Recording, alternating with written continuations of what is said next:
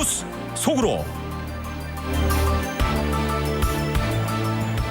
네, 조 바이든 대통령이 어제 초강경 이민 승부수를 발표했습니다. 이 내용인즉 남부 국경을 불법으로 넘으려는 난민 행렬들이 하루에 2,500명에 달하면은 국경을 일시 폐쇄하고 난민 보호를 중단하겠다라는 내용인데요. 또 블룸버그 통신은 최태원 회장의 이혼 항소심 판결 이후에 SK그룹에 대한 적대적 인수합병 또는 해치펀드 위협이 현실화될 수 있다라고 전망했습니다. 자, 봉화식 기자 어서 오십시오. 안녕하십니까? 이 집권 이후에 서류 미비자 또 망명 희망자들에게 아주 호의적인 태도를 보였던 조 바이든 대통령이 최근에 이 같은 태도를 바꾸기 시작했네요. 네, 어제 워싱턴 포스트 신문이 대통령이 백악관에서 불법적으로 남부 국경을 넘어온 사람들에게 망명을 금지하는 조치를 발효한다, 이런 내용의 연설을 비중 있게 보도를 했습니다.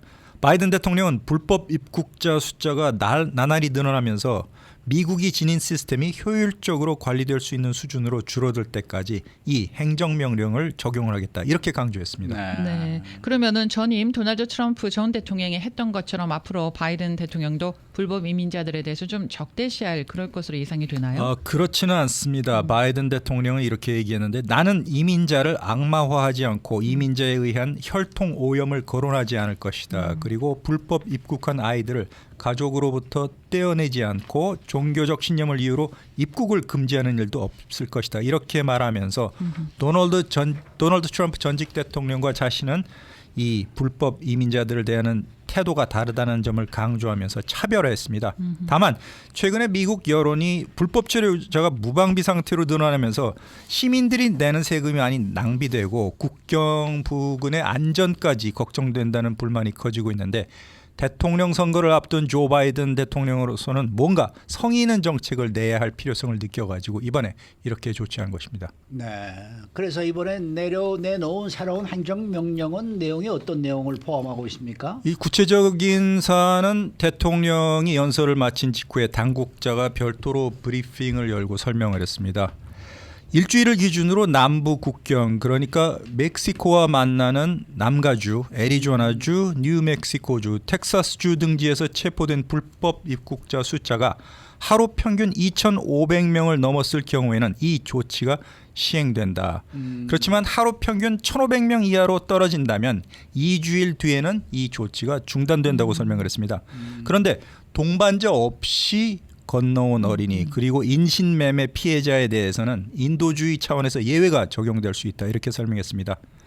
이에 대해서 AP통신은 이미 남부 국경에서 불법 입국으로 체포되는 사람 숫자가 이미 2,500명을 넘어섰기 때문에 이번 조치는 즉각 시행이 될 것이다, 이렇게 보도를 했습니다.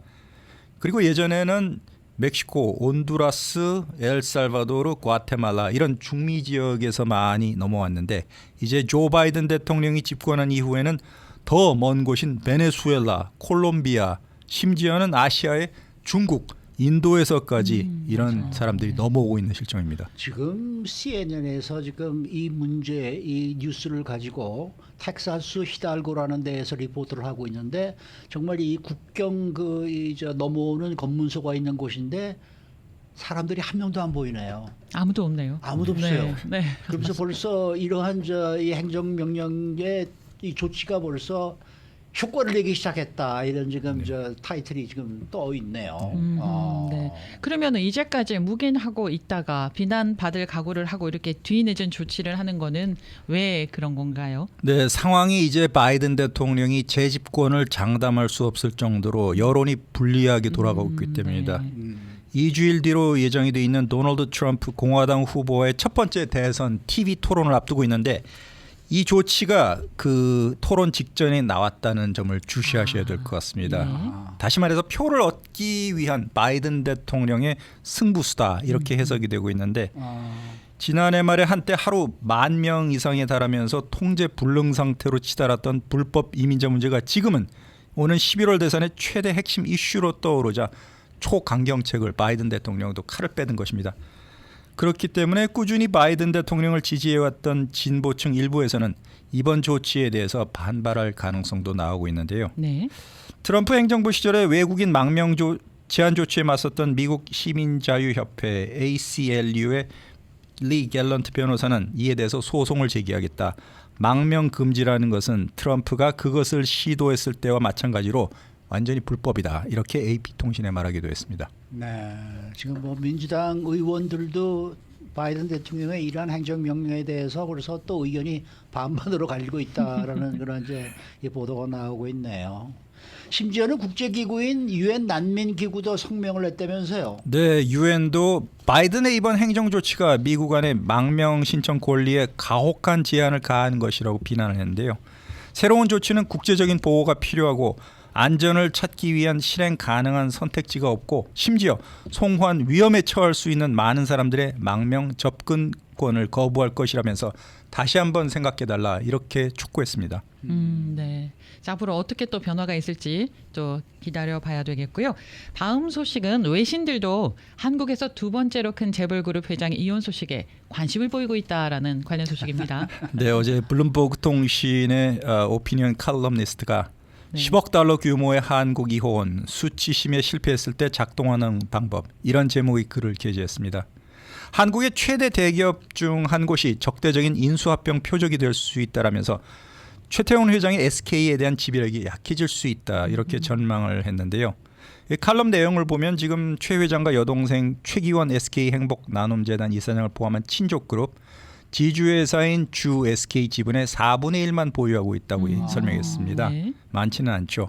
그렇기 때문에 최 회장이 이혼 소송을 해결하기 위해서 지분을 양도하거나 팔아야 된다면 최 회장 전체 일가의 지분율이 지배력 기준인 미치지 못하는 20% 이하까지 떨어질 수 있다 이렇게 예측을 했는데요. 예. 이에 앞서서 아시다시피 그 최 회장과 노소영 관장 이혼 소송에서 재판부는 원고인 최 회장이 피고인 노소영 관장에게 위자료 20억, 재산 분할로 1조 3,800억 원을 지급하라고 대한민국 건국 이래 최고 규모인 10억 달러 천문학적인 이혼 소송 판결을 내려서 화제를 모은 바가 있습니다. 네. 그런데 사실 이번 소송은 이게 한 개인의 가정사가 아니고 이 재벌과 한국법 체계 전반에 걸친 판결이어서 우리 미주 한인들도 지금 굉장히 관심이 높은 것 같아요. 네, 말씀하신 대로 웬만한 연예인들 파경 소식을 뛰어넘는 역대 최고 화제를 부르는 이혼 소송이 아닐까 그렇게 판단되고 있습니다. 지금 최태원 회장이 현금성 자산은 2천억 원, 많아야 3천억 원 수준으로 추정되고 있는데 대부분 자산이 그룹 지배구조 정점에 있는 주식회사 SK 지분율도 지금 17%에 불과합니다. 이런 쓰기 어려운 속빈 강정인 셈인데요. 일각에서는 이 때문에 대법원 확정 판결 때 지분 매각이 불가피한 것 아니냐 이런 우려도 나오고 있습니다. 적대적 인수합병이나 헤지펀드 행동주의 캠페인 위협이 현실로 다가왔는데 미국계 행동주의 펀드 엘리엇 매니지먼트가 그 칼럼에서 예시로 들어졌습니다. 엘리엇 매니지먼트가 삼성물산, 제일모직 간의 합병 과정을 문제를 삼았고요.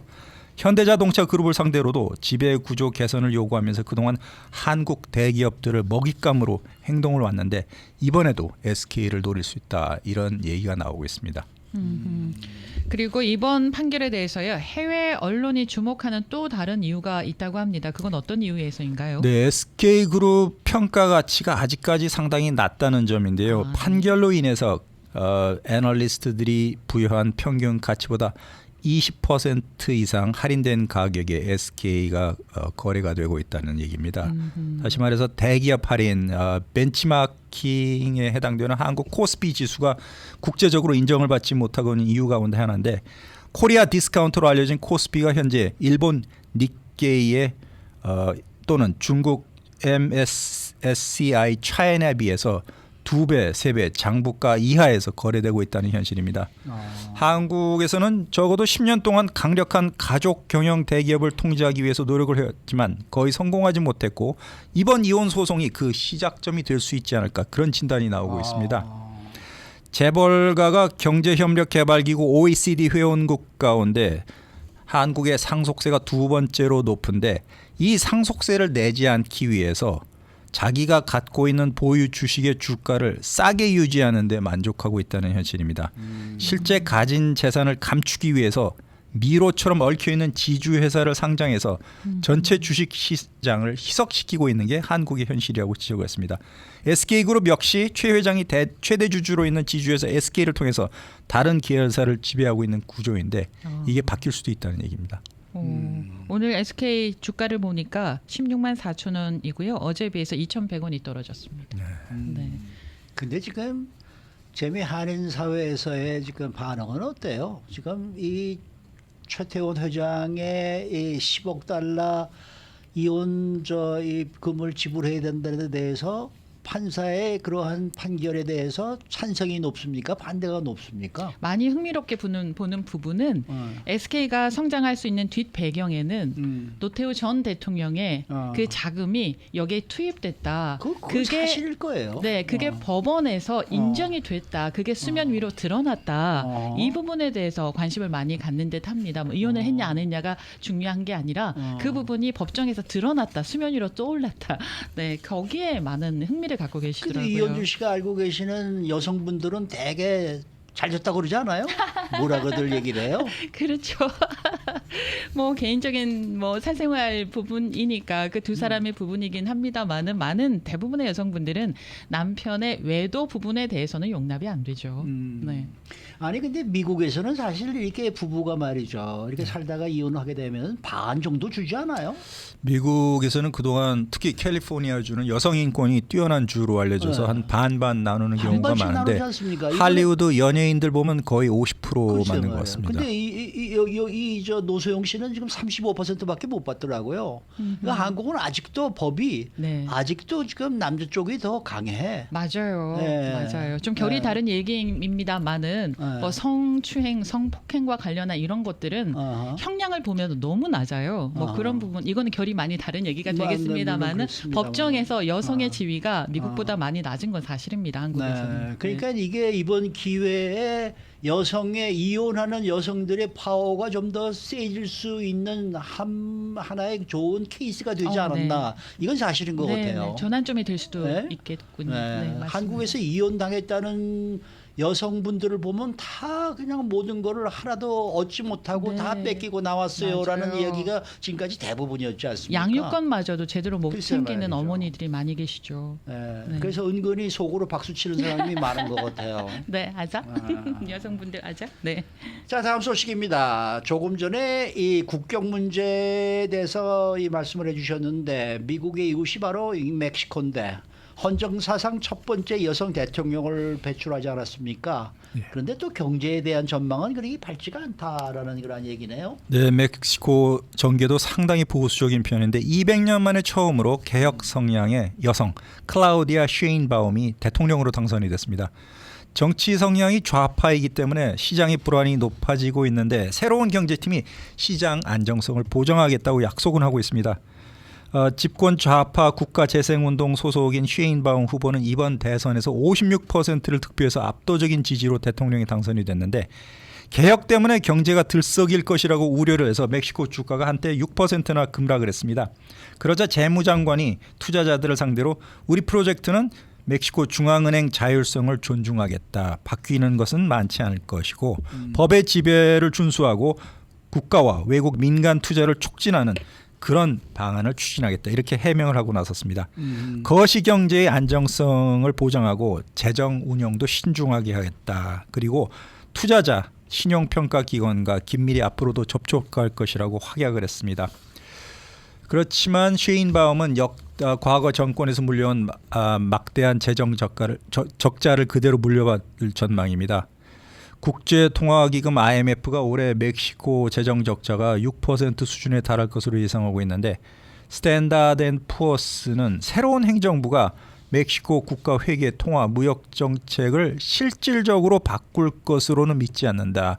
과거 부정부패했던 현상에서 크게 달라지지는 않을 것이다. 이렇게 다소 부정적으로 예측하고 있습니다. 네, 벌써 멕시코에서 여성 시장 한 분이 살해당했잖아요. 벌써부터. 그렇죠. 우선은 범죄와의 전쟁, 마약과의 전쟁이 해결이 돼야 뭐 경제를 살리든가 말든가 하지 않을까 하나 싶습니다. 네, 갈 길이 멀어요, 멕시코도. 자, 참 그 멕시코도 좋은 나라인데 그렇게 그럼요. 부정부패가 심해요. 그러게 말입니다. 네. 우리가 뭐저 티파나 쪽으로 내려갔을 때 봤을 때 보면은 네. 뭐 10불짜리, 20불짜리는 항상 가지고 다녀야 되는 그런 상황이거든요. 네. 그러니까 그게 그런 게 참 좋을 리가 없죠. 네. 자. 여기까지 할까요, 오늘은? 네. 여기까지입니까? 네. 오늘 준비해 주신 게 여기까지. 네, 수고 많으셨습니다. 봉화식 기자였습니다.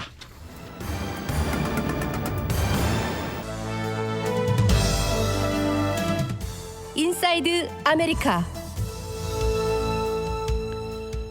네, 이 미국에서 부자들의 숫자가 늘어나고 또 부자들의 재산 규모가 갈수록 커지고 있다고 합니다.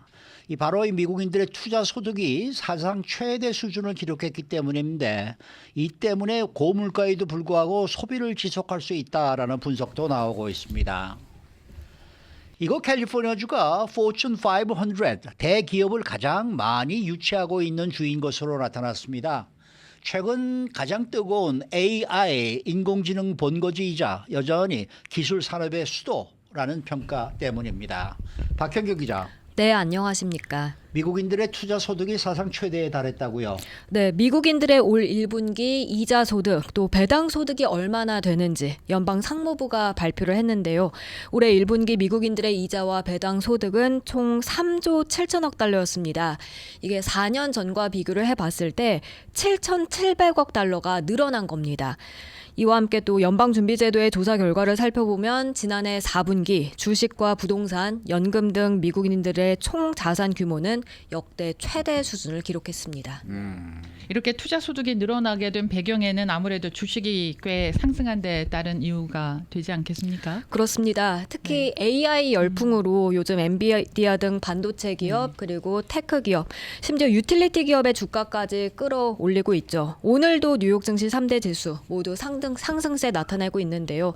반도체 기업 주가들은 특히 크게 오르는 추세입니다. 그리고 작년부터 그게 크게 올랐습니다. AFP 통신에 따르면 지난해 뉴욕 증시 나스닥 지수는 43%가 상승했고요. 예. S&P 500 지수는 24%가 올랐습니다. 게다가 연방 행정부가 최근 이 코로나19 팬데믹 지원금과 청정 에너지 프로젝트에 필요한 예산을 위해서 20년 만에 최고 수익률로 국채를 발행했었습니다. 이에 풍부한 보유 현금을 안전하면서도 5%대 수익률의 머니마켓 펀드에 저축해 놓은 기업들, 개인이 큰 수익을 안길 수 있었습니다. 네. 우리는 뭐 하고 있었는지 모르겠습니다. 이처럼 투자 소득이 증가하면서 고물가에도 불구하고 소비자들이 이 소비를 계속 이어갈 수 있었다 이런 분석이에요. 네, 월스트리트저널이 어제 그처럼 보도했습니다. 미국인들이 투자 수익을 쓰지 않고 그대로 놔둔 게 아니라 소비를 했다는 겁니다. 투자 수익은 현금으로 바뀌어져서 식당, 호텔, 상점 등을 통해 실물 경제로 유입되고 있다는 설명이었습니다. 그래서 고물가가 지속되긴 했지만 소비가 그렇게까지 크게 줄진 않았다는 분석이 나왔습니다. 그런데요, 이런 자산 그 증가가 각 계층별로 또 차이가 있다고 해요. 네, 최근 몇 년 동안 임금과 자산 증가는 미국 내 모든 계층, 소득 계층에서 나타나긴 했지만요. 예. 저금리 모기지를 낀 주택과 주식 자산을 통해 훨씬 더 많은 부를 챙긴 계층이 물론 있었습니다. 부유층이 그 대표적인 계층입니다. 그리고 여기에 더해서 백인, 대졸 계층, 그리고 베이비붐 세대 이런 계층들이 보다 많은 부를 불렸다는 분석이 나왔습니다. 그런데 이 주식의 이런 강세장이 언제까지 계속될 수 있을까요? 그에 관해서 이 뱅크 오브 아메리카가 어제 보고서를 내고 전망한 내용이 있는데요. 네. 구체적으로는 그 반도체주에 대한 전망이었습니다. 뱅크 오브 아메리카는 엔비디아발 반도체 강세장이 지속될 것으로 내다봤습니다. AI 모멘텀이 지속되고 있기 때문에 반도체 강세장이 지속될 것이라고 전망했는데요. 그러면서 이 반도체주 랠리가 오는 2026년에나 정점을 칠 것으로 예상했습니다. 그러니까 2026년 중반에 피크가 될 것이라는 게 이 뱅크 오브 아메리카의 관측이었습니다. 그러면은 뱅크 오브 아메리카가 그렇게 관측한 뒤에 무슨 뭐 이유가 있을 거 아닙니까? 배경이 있을 듯한데요. 네, 여러 요인들이 있었는데요. 네. 우선 그 반도체 산업 주기가 한 요인이었습니다. 보통 반도체 산업 주기는 이 침체장을 겪은 이후에 상승하기 시작하면 10분기 동안 지속되는 경향이 있다고 보고서는 예. 설명했습니다. 그걸 바탕으로 계산해 보면 이제 현재 반도체 산업 호황 2026년 중반까지는 계속될 것이라고 본 것입니다. 이 반도체 산업 주기뿐만 아니라 좀 더 실질적인 요인들도 있다라고 얘기를 하고 있는데 어떤 내용이에요? 잘 아시다시피 AI로 클라우딩 컴퓨터 수요가 급증하고 있고요. 또 자동차용 반도체 수요도 급격하게 늘어나고 있죠. 여기에 더해서 반도체 제조의 경우엔 복잡성이 점점 증가해서 업계의 가치도 높아지고 있다는 평가입니다. 이런 요인들이 다 합쳐져서 당분간은 반도체주 랠리가 계속될 것이란 설명이었습니다. 그리고 뱅크 오브 아메리카가 최대 수혜주도 꼽았는데요. 최대 수혜주 어디가 꼽혔습니까? 엔비디아입니다. 네, 역시. 네, 이 뱅크 오브 아메리카는 최대 수혜주가 엔비디아가 될 것이라면서 목표가로 $1,500를 제시했습니다. 분할 소식 이후 급등세 이어가는 엔비디아 오늘 아침에도 3% 정도 오르고 있는데요. 예. 스튜디오 들어오기 전에 확인해 봤을 때 3.03% 오른 $1,199.50 거의 $1,200에 가까웠습니다. 그런데 뱅크 오브 아메리카가 $1,500로 목표가를 제시했으니까 지금보다도 30%는 더 상승할 것이라고 관측을 내놓은 겁니다. 지금 사가지고요. 30% 오른 다음에 팔까요? 뉴스를 중단하고 뛰어나가야 되는 건지. 스튜디오를 지켜주십시오. 자, 다음 소식입니다. 최근에 캘리포니아주에서 기업들이 타주로 빠져나가고 있다는 소식은 뭐 여러 번 전해드린 기억이 있는데 그럼에도 불구하고 캘리포니아주가 이 포춘 500 대기업을 가장 많이 유치하고 있는 주인 것으로 파악됐네요. 네, 포춘지가 최근 전한 내용입니다. 캘리포니아주의 그 포춘 500대 기업 가운데 57개 본사가 이곳 캘리포니아주에 있습니다. 네. 57개가 있다는 건 각 주별로 봤을 때 포춘 500 기업이 가장 많다는 뜻입니다. 57개 중 대다수인 44개는 북가주 베이에리아에 위치해 있는데요. 예. 짐작하시다시피 이들 대다수는 테크 관련 기업들이었습니다. 캘리포니아주의 본사를 둔 포춘 500의 대표적인 기업을 보면 이 세 번째 올라 있는 애플, 8번째 알파벳, 그리고 15번째 쉐브론 등이 있습니다. 그러면은 캘리포니아주 다음으로 많았던 주는 어디입니까? 두 개 주가 공동 2위에 올라갔는데요. 예. 바로 뉴욕 그리고 텍사스주입니다. 뉴욕주와 텍사스주는 각각 52개 회사가 자리하고 있어서 캘리포니아주에 이어서 공동 2위를 차지했습니다. 그러면은 이번 조사 결과 캘리포니아주는 2014년도에 1위를 차지한 이후로 중대한 변화를 이룬 것이 밝혀졌다. 그렇게 얘기를 하는데 이게 어떤 변화를 얘기하는 거예요?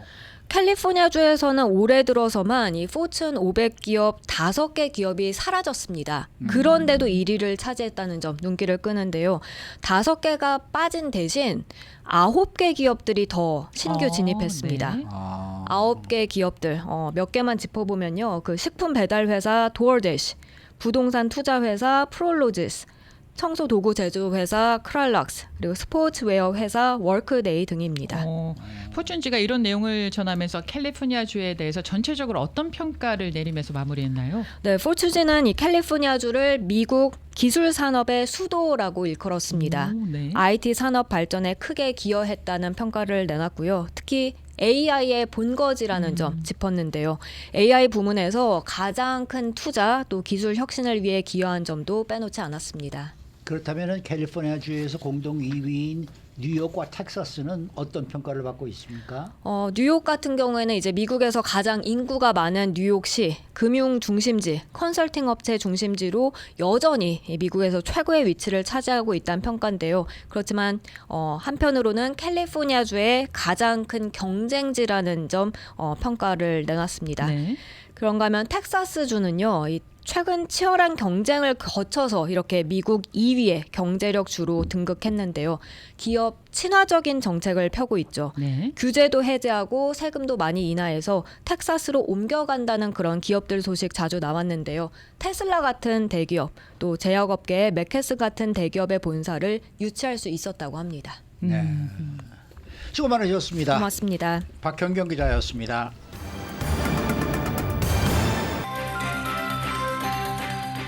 데일리 브리핑. 오늘 한인민주당협회 스티브 강 이사장 나와 계십니다. 어서 오십시오. 안녕하세요. 참 때맞춰서 잘 오셨습니다. 네, 어제 이 뉴저지주 예비선거에서 한인 최초 연방 상원 선거에 도전하는 앤디 김 후보 예상대로 민주당 후보로 확정이 됐습니다. 자, 이 11월 본선이 문제인데 어떻게 보십니까? 네. 확실시 되는 겁니까? 어떻습니까? 일단 어제 예비 선거는 예상대로 무난하게 이제 압도적인 거의 75%를 맞아요. 받으면서 1위로 이제 확정이 되었고요. 물론 이제 캘리포니아와 달리 뉴저지는 이제 정글 프라이머리가 아니라 민주당 따로 공화당 따로 그러니까 해서 한 명의 이제 후보씩 정하고 한국처럼 이렇게 이제 본선에서 다 같이 이제 만나는 거죠. 근데 일단 뉴저지 같은 경우에는 지금 한 50년 넘게 연방 상원이 이제 민주당 소속 후보들이 당선이 되었습니다. 그러다 보니까 이제 본선이 이제 앤디 김 후보가 유력하다라고 분석할 수 있는데 네. 지금 가장 큰 변수는 현직 그 메넨데즈 상원 의원을 의원. 메넨데즈 의원이 지금 뇌물 혐의로 이제 재판을 받고 있는데 물러나지는 않고 있습니다. 네. 그리고 본인도 확고하게 이제 아직까지는 이제 재선에 도전하겠다. 이제 민주당이 아닌 무소속으로 무소속. 나오겠다고 그러고 있잖아요. 그렇죠. 그래서 물론 이제 이분이 예전에는 많은 리스펙과 이제 권력을 가지고 있었지만 이 뇌물 혐의 이제 스캔들이 터지고 나서는 많은 지지자들이 이제 빠져나갔거든요. 그다음에 이제 앤디 김 뒤로 이렇게 이제 뭉치는 형상이 있었는데 일단 메넨데스 의원이 예상대로 이제 무소속으로 출마를 한다면 일부의 그 민주당 그 표가- 유권자들의 표가 아하. 분산이 돼서 분산이 된단 말이에요. 혹시나 이제 공화당 후보에게 네. 힘을 실어줄 수 있지 않나라는 거 좀 우려가 있습니다. 음. 그래도 제가 보기에는 이제 앤디 김 후보가 이제 1등으로 이제 당선될 것 같은데 메넨데스 의원이라는 변수가 아직 남아 있기 때문에 안심하고 있을 수는 없고요. 그렇지만 어저께 이제 보여준 결과로는 이제 뉴저지의 민주당 유권자들은 이제 압도적인 표 차이로 이제 앤디 김 후보를 지지하고 있고 그리고 앞으로 이제 11월 본선도 당선 유력이다라고는 할 수 있는데 그 메넨데스 의원이 하지만 지금 아직은 메넨데스 의원이 그 출마 그 레지스트레이션을 다 마무리 안 했거든요. 무소속으로. 그렇기 때문에 이 재판의 결과에 따라서 아마 이분의 스탠스와 또 액션이 또 바뀔 수 있지 않나라는 생각도 듭니다. 그 앤디 김 후보는 뉴저지 의원이잖아요. 그렇죠. 그래서 뭐 한인이 뭐 뽑히고 이러면 좋다라고 남가주 지역에 사시는 분들은 생각을 하겠습니다. 그래서 만약에 앤디 김 현 의원이 연방 상원이 된다 하더라도 그게 우리랑 캘리포니아주랑 무슨 상관이야?라고 생각을 하실 수도 있어요. 그렇죠. 우리 한인 사회에 어떤 영향이 미치게 될까요? 그렇죠. 저도 주변에서 네. 이제 특히 이제 캘리포니아에 있는 한인 언론들이 이제 앤디 김 후보의 속보를 계속 이제 다루다 보니까 예. 왜 이제 물론 한인이지만 같은 한인이지만 네. 왜 동부에 있는 의원 소식을 네. 그렇게 탑으로 계속 낼까라고 네. 말씀하신 분도 있는데 일단 연방 상원이라는 자리가 매우 특별합니다. 많은 분들이 아시다시피 미국에서 각 주마다 2명의 사이즈 상관없이 2명의 연방 상원을 배출을 하고요. 네. 그래서 총 100명의 연방 상원이 있습니다. 그래서 연방 하원의 임기는 2년이지만 연방 상원의 임기는 6년입니다. 예. 그래서 사실상 한 번 당선이 되면 그 의원이 뭐 조금 전에 말했던 메넨데스 의원처럼 뭐 스캔들이 터져서 그 정치적인 수명이 짧게 줄어들던가 본인이 이제 은퇴 선언을 하던가 아니면 그 자리에서 돌아가시거나 여러 가지 이런 변수가 없다고 하면 앤디 김 의원 같은 경우에는 40도 초기 때문에 네. 당선이 된다고만 하면 앞으로 20-30년은 그 자리를 지킬 수 있는 가능성이 매우 높습니다. 근데 네. 만일에 말이에요. 지금 메넨데스 의원의 1심 판결이 이번 달 중으로 나올 수 있을 것이다라는 얘기도 있더라고요. 네네네. 그 만일에 판결에서 유죄가 나왔다, 유죄가 판결이 됐다 그렇게 된다 그러면은 본인은 이 상원의원의 입후보 할 수 있는 자격이 없어지는 건 아니겠죠. 네, 없어지진 않습니다. 없어지진 않죠. 네. 그래도 본인이 나오겠다 그러면 나오는 겁니까? 그렇죠. 네. 지금 도널드 트럼프 전 도널드 대통령과 트럼프 대통령을 비슷한 봐도 마찬가지란 말이에요. 네네네. 그렇습니다. 그렇기 때문에 그런 변수가 남아 있고요. 그래서 앤디 김 의원이 더욱더 캠페인을 이제 열심히 이제 뛰어가고 있긴 합니다. 네.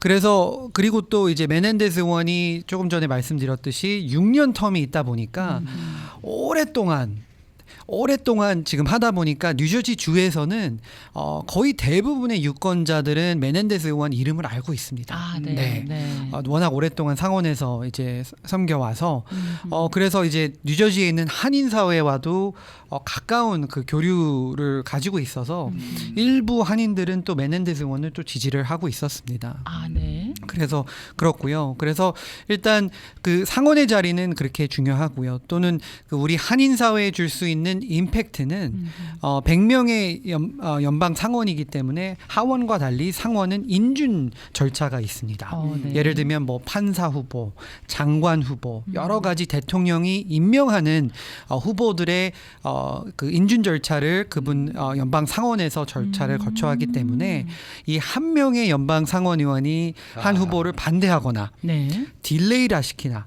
이러한 파워가 있습니다. 아하. 그래서 한 정권을 네. 뭐 민주당 공화당 상관없이 압박할 수 있는 권한이 있기 때문에 만약 앤디 김 의원이 예상대로 그 상원에 이제 들어가게만 된다면 앞으로의 뭐 한인 장관 또는 한인 대사, 뭐 판사 그리고 아직까지는 연방 대법원에 아시안 판사가 없었습니다. 그렇죠. 그렇죠.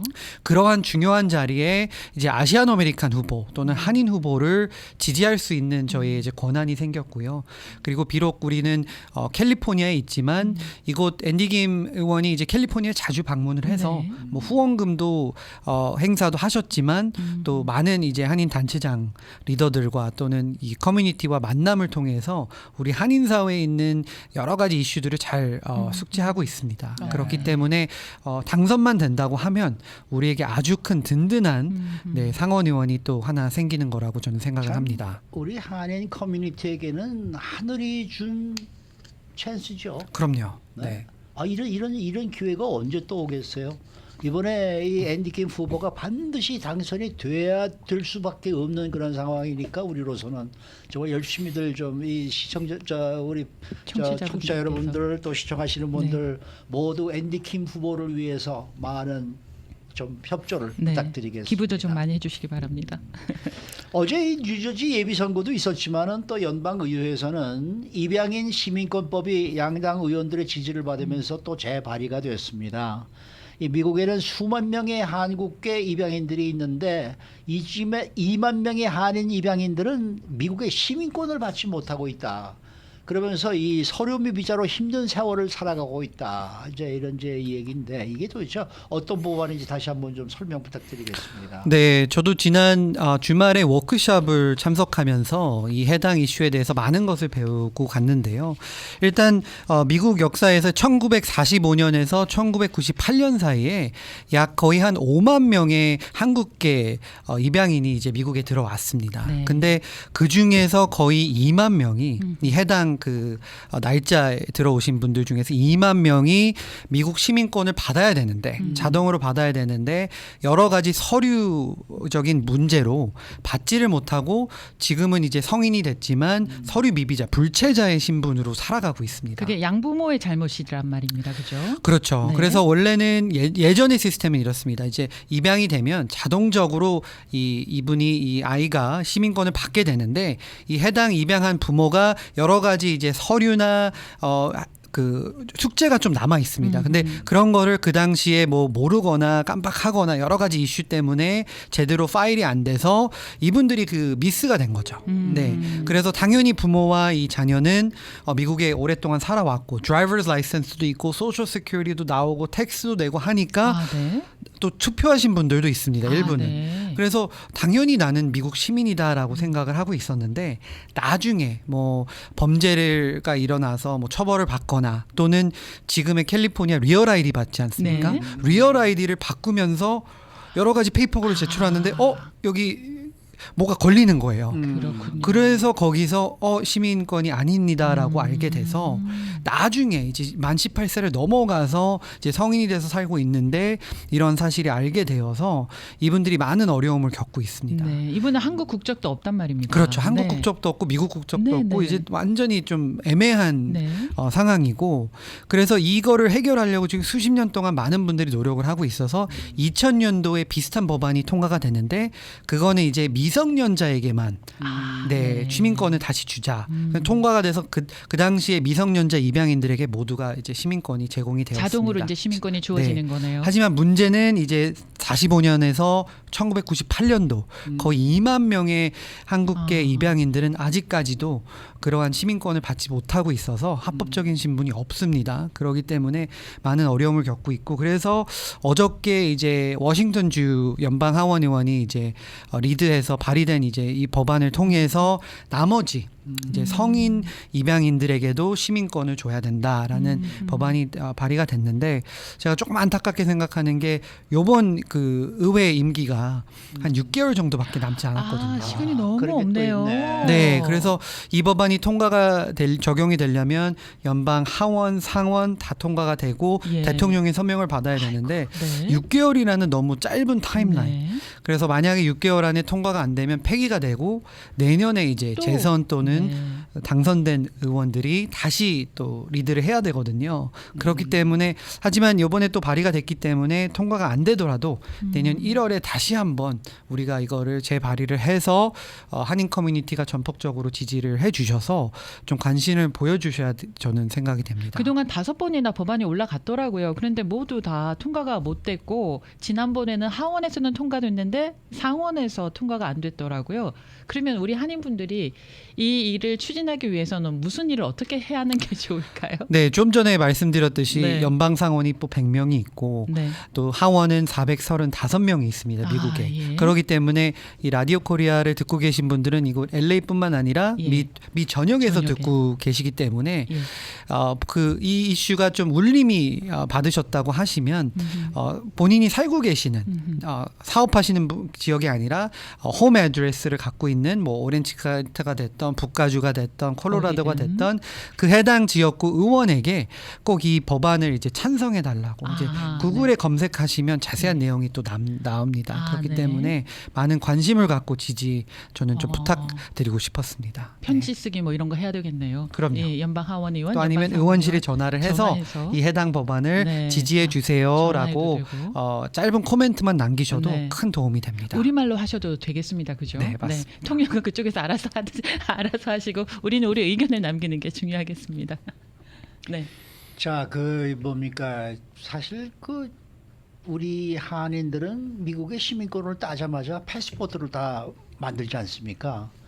이분들도 패스포트를 만들었으면 자신이 이게 합법적으로 있는지 불법적으로 있는지를 금방 알았을 텐데 왜 그런 걸 안 했을까? 이런 좀 생각이 좀 들기도 해요. 저도 한국계 입양인들을 많이 만나봤는데 확실히 이제 백인 이제 타인종 패밀리에 이제 입양이 되다 보니까 그리고 이곳 캘리포니아 이런 데보다는 뭐 캔사스나 네브라스카 좀 백인 분들이 많이 살고 있는 지역에 많이 있습니다. 그런 지역 분들은 우리가 생각하는 이제 해외 여행을 트렌드 잘 안 나가세요. 그런 거 네, 같아요. 국내 여행 위주로 하고 아하. 해외 여행을 많이 안 나가다 보니까 뭐 그러네요. 여권을 만들 생각도 안 하고 아하. 그런 거 그리고 그냥 조용히 평생을 살고 또 뭐 DMV에서 드라이버스 라이센스가 나오니까요. 소셜 시큐리티 있고 네. 그러다 보니까 그렇게 편안하게 살다가 이제 나중에 대학 가거나 뭔가 문제가 생겼을 때 혜택을 받으려고 아니면 소셜 시큐리티 타려고 했는데 시민권이 아니에요. 세금도 다 냈지만. 다 냈는데. 네. 한 가지요. 네. 만약에 이분들이 미국 시민권자랑 결혼을 하게 되면 그때는 뭐 합법적인 그 체류 신분을 받을 수 있나요? 그것도 매우 복잡하더라고요. 케이스 바이 케이스 다르고요. 그것도, 네. 또 많은 분들이 또 범죄를 일으켜서 뭔가 처벌을 받는 상태에서 이런 걸 알게 되면 그렇게 아무리 결혼을 한다고 해도 네. 그런 효과가 없고요. 아, 그래서 이 그렇군요. 이민 개혁안에 이게 이 하나 법안에 또 갇혀서 좀 매번 이제 좀 페일되는 경향이 있는데 네. 이번에는 좀 우리 한인 잘 사회가 됐으면 좀 좋겠네요. 많은 지지를 맞습니다. 부탁드리겠습니다. 참고로 50여 명의 한인분 무국적 입양인들이 한국으로 추방되셨고요. 그 맞아요. 가운데 맞습니다. 한 분은 스스로 목숨을 버리신 분도 계십니다. 이 운동은 지금 미국 한인 유권자연대 김동숙 대표가 앞서서 지금 하고 있는 네. 그런 거죠. 네, 그 단체가 이제 워싱턴 DC 베이스다 보니까 맞아요. 거기서 DC를 리드하고 있고 김 대표가 여러 번 오셔서 맞습니다. 얘기를 하셨었는데 맞습니다. 이번에 이게 네. 좀 잘 성과가 좀 있었으면 좋겠네요. 네. 오늘 말씀 잘 들었습니다. 감사합니다. 네, 한인민주당 협회 스티브 강 이사장 함께했습니다.